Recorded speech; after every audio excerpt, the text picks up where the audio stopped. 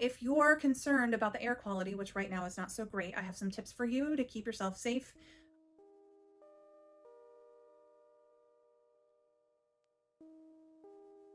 Hi, I'm Dr. Angela Mackay, chiropractor and naturopathic physician, and we are currently in potentially one of the greatest windstorms of the past 50 years, combined with fire season, which is never a good thing. So lots of places are having to evacuate in our area, and there's ash fall all over the place currently in the Portland metro area, as well as across the state and into Washington.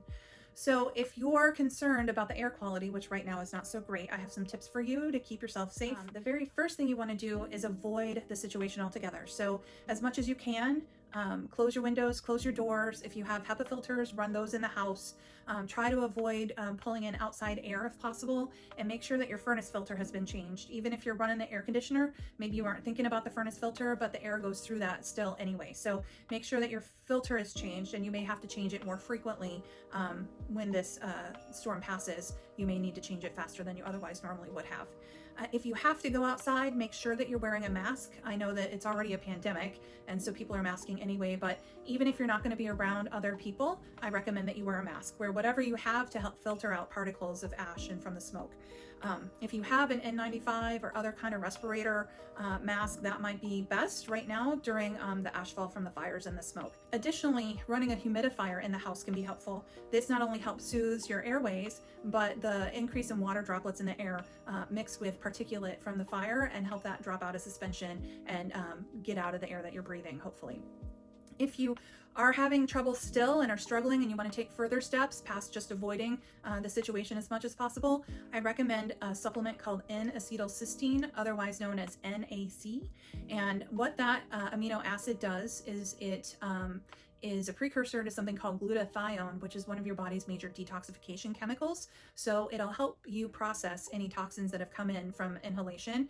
It also thins mucus secretion. So if you're having really irritated airways with a lot of phlegm that's trying to trap the particles from the smoke, this can help soothe that a little bit.